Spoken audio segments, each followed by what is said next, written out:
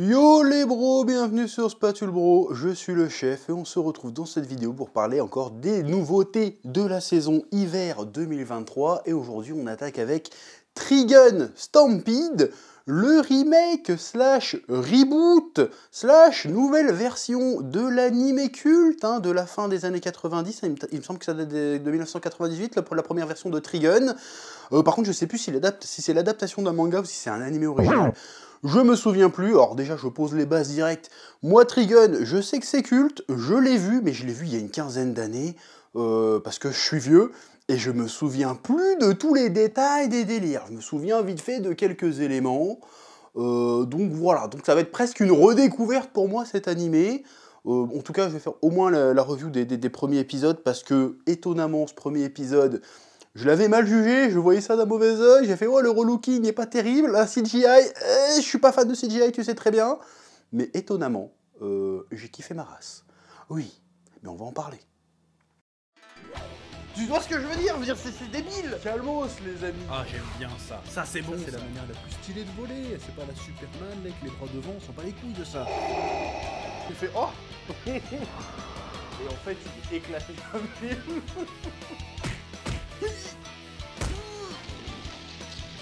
Je sais pas ce qui m'a pris là. Là, j'ai craqué. Bon, comme j'étais en train de te le dire, cet épisode a été une excellente surprise sur plein de niveaux. Ça a été surprenant aussi sur d'autres niveaux qui me laissent un petit peu dubitatif, mais on va en parler. Déjà, première claque visuellement. Pourtant, tu sais que moi, je suis pas un haineux de la CGI, je l'ai même défendu fut un temps. Je disais que la CGI, en fait, ça peut être super intéressant, mais que le problème, c'est un peu comme à l'époque où on a commencé à passer au numérique pour les animés. Si tu regardes les animés vraiment full numérique du début des années 2000, je pense à Gantz. Gantz, c'était dégueulasse. Voilà, je le dis, Gantz, par exemple, ça date typiquement de cette période-là, c'était dégueulasse à regarder. Voilà, c'est juste que... Et finalement, maintenant, aujourd'hui, tous les animés sont numériques et ça passe très bien. Je veux dire, aujourd'hui, c'est vraiment maîtrisé. C'est qu'en fait, il fallait le temps de maturer un petit peu la technique. C'est-à-dire que quand tu fais de la CGI parce que t'as pas de thunes et parce que, a priori, ça coûte moins cher, du coup, c'est dégueulasse, du coup, ça se voit, du coup, c'est encore plus dégueulasse. Alors, il me semble que si toutes les CGI ressemblaient à celles de l'épisode de Trigun que je viens de voir, mais en fait, il y aurait même plus débat, en fait.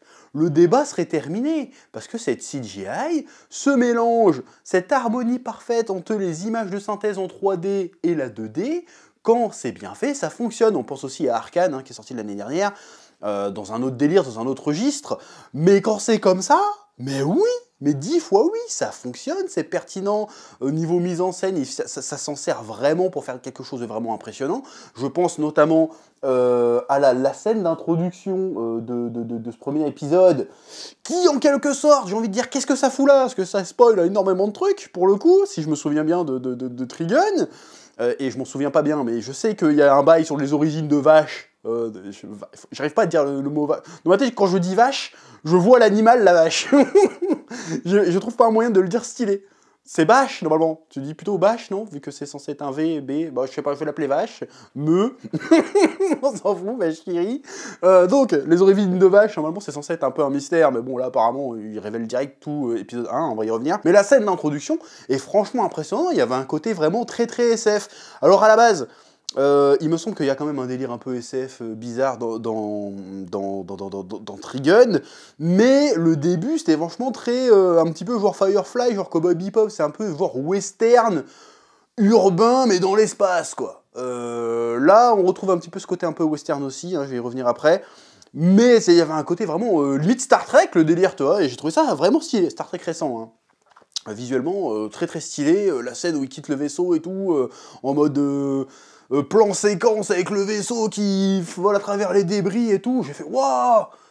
Ça faisait très film d'animation en fait, la qualité du truc, avec la musique et tout qui était vraiment stylée, j'ai pris mon petit frisson, je m'y attendais pas, je regardais ça comme ça, puis d'un coup ça m'est arrivé, j'ai dit oh, qu'est-ce qui se passe?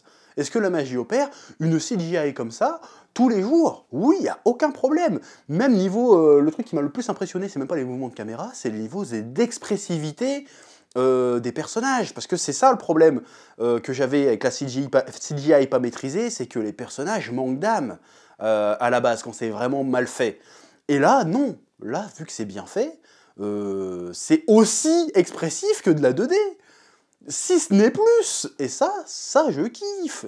Ça, c'est très très bien. Les niveaux d'expression des personnages étaient vraiment réussis. C'est ce qui m'a le plus bluffé dans tout l'épisode.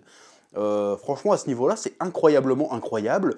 J'ai kiffé ma race, et franchement, de la CGI comme ça, au risque de me répéter, c'est au moins 3 fois que je le dis, mais je le dis, CGI comme ça, mais tous les putains de jours, tu me fais ça. Oui. Ensuite, qui dit reboot, qui dit remake, dit réadaptation un peu de l'univers. Alors, l'univers de Trigun, à la base, était très années 90, hein, on va pas se mytho, mais il y avait un petit mélange entre le côté western traditionnel et le cyberpunk et la science-fiction space opéra qui était plutôt sympathique, qui marchait bien et qui a participé selon moi quand même à ce mélange des genres, à le fait que le personnage de Vache, Stampede, Stampede, je sais pas comment on dit, était quand même assez iconisé, quoi. Il avait vraiment un style de ouf. Il y avait le mec, le croque-mort avec sa croix et tout, 3 km sur le dos, qui était vraiment stylé et tout. Là, disons que visuellement, c'est plus trop western, mais il y a quand même des éléments un peu western par rapport à la planète de départ qui est No Man's Land. T'as le côté désertique dans la musique, t'as un côté très western dans la musique, t'as évidemment la scène du saloon. Voilà, donc ils ont quand même essayé de respecter le délire de base. Tu vois qu'il y a des petits hommages de ci, de là, même si le scénario semble pas mal différent, hein, les personnages sont pas tout à fait les mêmes, et le déroulé de l'action est pas tout à fait les mêmes, mais bon, en même temps, si c'est pour faire exactement la même chose, quel intérêt de faire un remake, me direz-vous? Donc voilà, donc il y a des petits changements dans l'univers, le truc est un peu plus moderne, mais en même temps, du coup, vu que c'est plus moderne, c'est un peu moins, pour le moment en tout cas, je trouve que c'est un peu moins atypique pour le coup.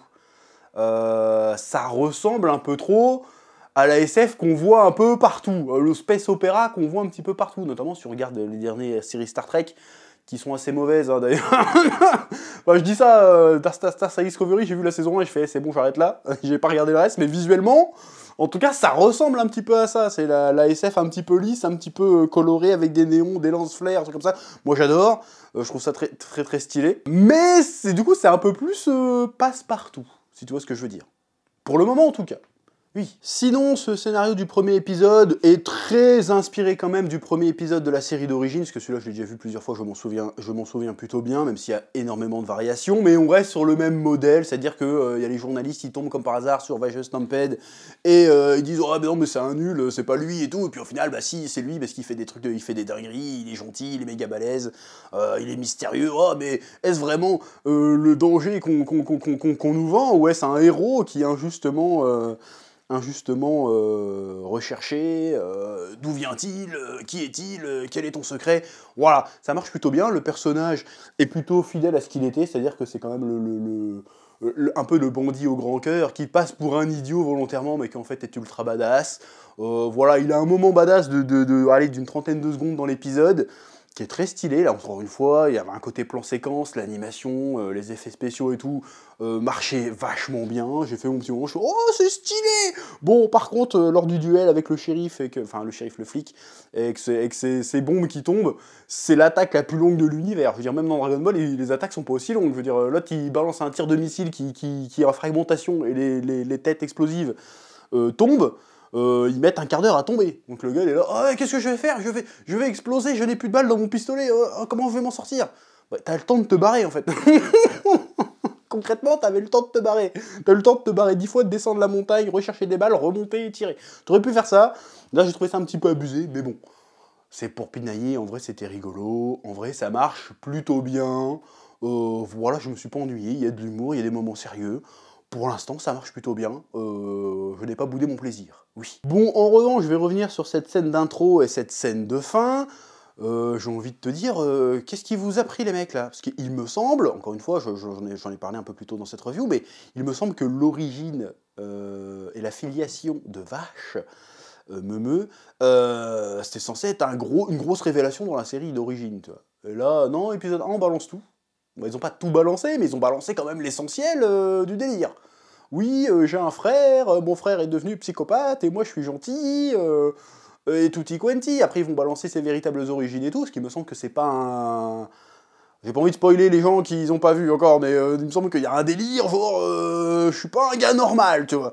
Bon, le choix qui peut être compréhensible, parce que d'un côté, a priori, c'est la réadaptation d'une série ancienne, hein, qui a plus de 20 ans maintenant, Est-ce que jouer sur les mêmes suspens, les mêmes ressorts de révélation pour faire une histoire avec, est-ce que ça a du sens? C'est comme si tu faisais un reboot de Star Wars et puis que la révélation à la base c'était ouais, Darth Vader c'est le père de Luke. Bah, tout le monde le sait, on s'en branle en fait. Donc la surprise ne viendrait pas. Sauf que Trigun c'est pas Star Wars quoi. Je veux dire, il y a plein de gens là qui vont découvrir, qui n'ont jamais vu la série d'origine, qui ne sont peut-être même pas au courant qu'il y a une série d'origine.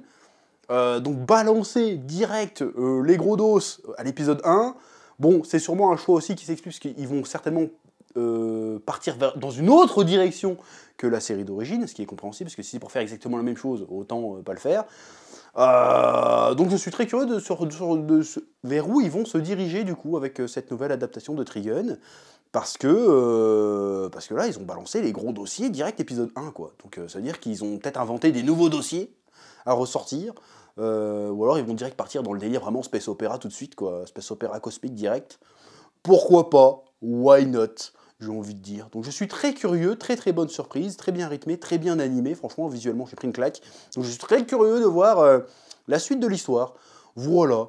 Pour l'instant, je suis plutôt enthousiasmé avec ce Trigun qui sort aussi sur Crunchyroll et peut-être parallèlement sur Netflix aussi. Moi, j'étais persuadé que c'était qu'une exclusivité Netflix, mais apparemment non. Donc voilà. Bref, c'est tout ce que j'avais à dire sur ce premier épisode de Trigun, qui encore une fois a été une franche réussite de mon côté. Comme d'habitude, je te laisse de mettre un petit pouce bleu, un petit commentaire pour me dire ce que tu as pensé de l'épisode, ce que tu as pensé de la review, ou tout simplement pour me soutenir pour le référencement, c'est très important et ça fait plaisir. Et quant à moi, je te dis à très vite sur Spatule Bro, il va y avoir beaucoup de vidéos ces derniers temps là, parce qu'il y a beaucoup de trucs qui sortent. A très bientôt sur Spatule Bro, que la passion te guide. Oui.